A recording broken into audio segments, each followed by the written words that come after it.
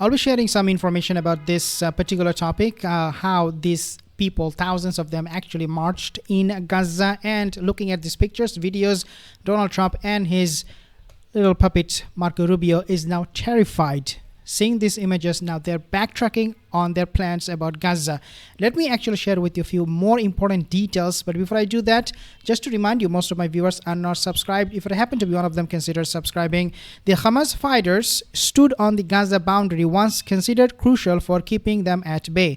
8 heavily armed men wearing seemingly spotless military uniforms and Hamas's distinctive green headbands stood atop concrete blocks at the Netzarim corridor on Monday, welcoming the tens of thousands of Gazans returning to what remained of their homes in the north. Now, when we talk about the Netzarim corridor, it is the corridor between northern Gaza and southern Gaza. Means this point is very, very strategically important for both Hamas and also for the Zionist forces, because they want to have complete control over this part of the piece of land, because that way they can control who is going in, where they're going, and how they can manage the whole thing properly. But obviously right now this Netzarim corridor is being controlled by none other than the Hamas members to what remains. So with their AK-47 strapped to their vest and their faces covered, the fighters took selfies, shook hands, and handed water to passers-by. Now, this is not the only news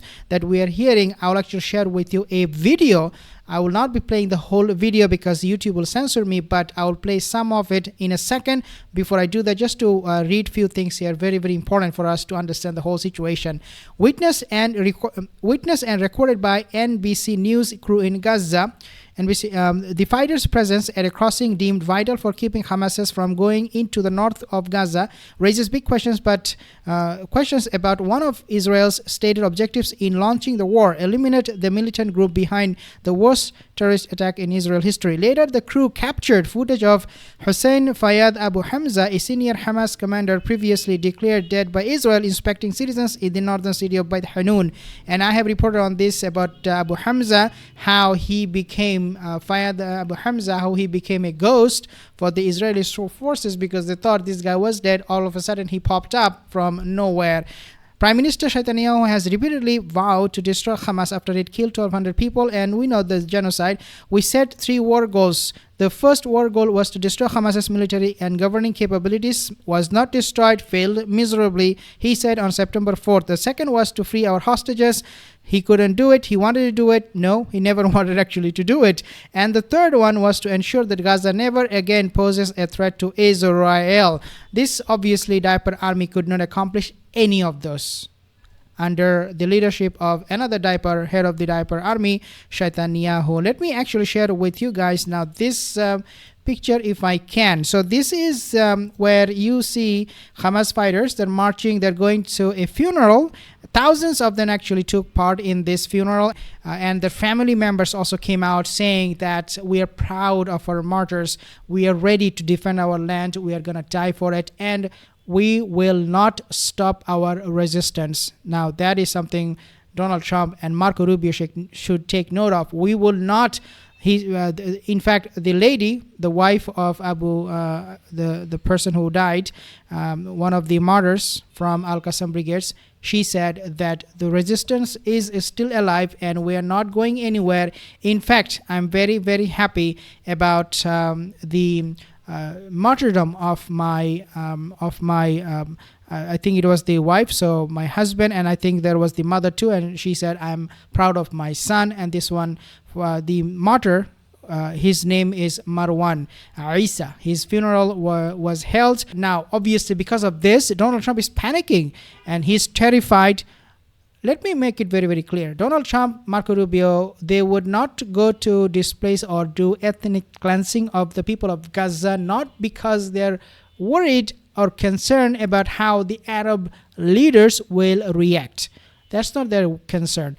All of it boils down to one thing and one thing only, and that is Hamas's resistance. The resistance fighters, they are so brave, and they are, I'm saying brave because of what happened. I'm not supporting them. I have nothing to do with them. But 15 months, you spend billions of dollars, could do nothing to them. So that's why I'm saying they're brave. But I don't know. And again, But they have seen their resilience.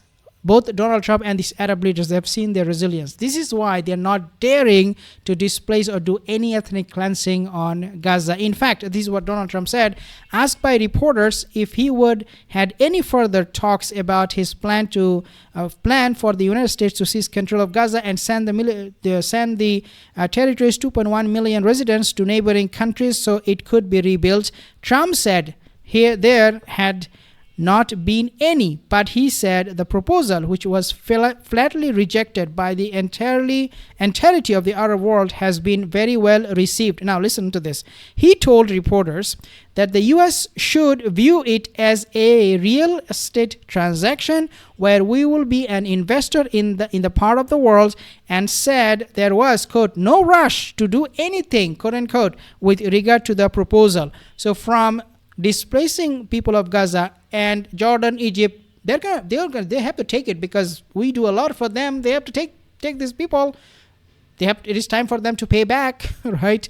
From sending troops, military, from rebuilding Gaza and cleaning out Gaza, to now saying it's just a real estate transaction. I didn't mean to force them out. Well, this is a part of world I love. It's beautiful. I'm going to be investing in this. It's a real estate transaction. Can you see the change in tone? So it is not because Donald Trump talked to Sisi and Sisi told him, hey, Donald, are you crazy? What are you talking about? No.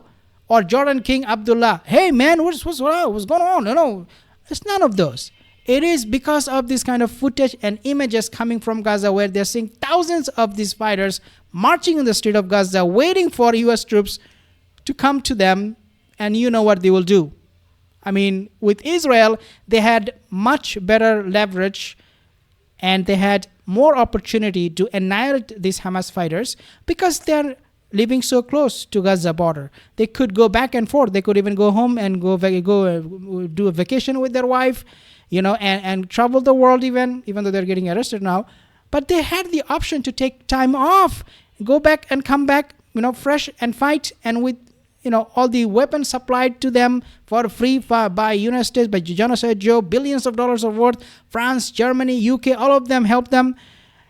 They couldn't do the job. Do you think U.S. troops all the way from America will come on a flight, land in Gaza and be able to fight these fighters when Israeli couldn't do it? This is something unbelievable. I don't know how they planned it or why they would even talk about it. I think it is just trying to save face because they know they're being humiliated. Because when Israel falls, it is also a fall for United States, the government. And they don't want to be ashamed of that. So, yeah, we're going to go and clean out Gaza and all of this rhetoric's coming. So it would be supplied. And given to us by Israel. So he also said American troops would not be required to take over the territory. So you're changing your tone now. It would be supplied and given to us by Israel. They will watch in terms of security. Yeah. Now so many other nonsense coming from them. Now, obviously Donald Trump, when he said, yeah, we're going to take over Gaza, guess what? This diaper army, they already started the party. So Israel has set in motion plans to ethnically cleanse Gaza, with Defense Minister Israel Katz ordering the army to prepare for the voluntary transfer of Palestinians from the besieged territory. When I was reading this, I was laughing. I mean, the food is not even cooked. And he's talking about how we should have served the dessert to the guest. The food is not cooked. Nothing is prepared. Nothing is happening. This delusional minister, Israel Katz, believes that U.S. will do the job for them that they could not do for the last 15 months with billions of dollars. Now that Trump said, I'm going to clean out Gaza, he is celebrating. He's like, yay, finally we have Gaza. Finally we have Gaza. Hey, guys, prepare to take over the land. Hey, guys, do not let anybody enter in, okay? Let everybody go out. Do not let anybody enter in. Because Trump, he said that we're going to take over Gaza. He said he's going to clean that. Yeah, I'm so happy. These people are maniacs, lunatics, and I don't know what to call them. Delusional? I mean, oh my God. Okay, so voluntary transfer of Palestine from the besieged territory following US President Donald Trump's controversial proposal for mass displacement of the population. Donald Trump is backtracking. Israel Katz, you lunatic, you monster. He's backtracking. He's not seeing this anymore. in a conflict way. He's now seeing it in a real estate commercial gain way.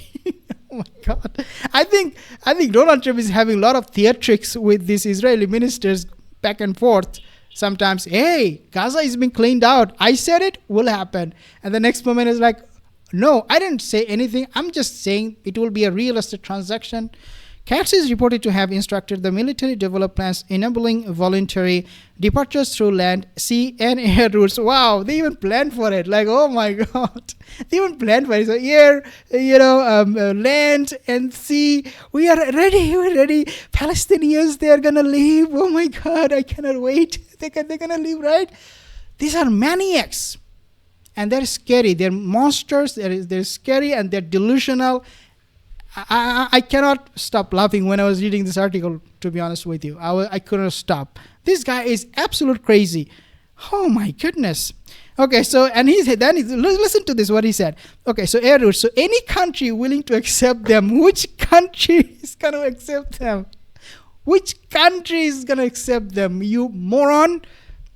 Okay, so thus endorsing Trump's proposal, which critics describe as ethnic cleansing masked as humanitarian intervention, Trump announced his plan at White House press conference alongside Israeli Prime Minister Netanyahu, declaring that the U.S. would take over, quote-unquote, and own Gaza. Yeah, Donald Trump is out of the building. It's over for Donald Trump. Donald Trump is not going to talk about this anymore because it's just a shame. Now, not just me, but look at what this guy is saying. I did not share anything from MSNBC. I don't believe them at all. Because these are all liars, Western media. But this part I want to share with you. This guy, his name is Chris Matthews. This is what he said about Donald Trump. So it is not that just me pointing this out, but their own people from the United States, they're saying the same thing. Listen. Yeah. So I'm curious how you're feeling right now about everything. Well, what you and John has been saying since early this morning, I think it's the craziest idea I've ever heard in my life. 2 million people living in Gaza.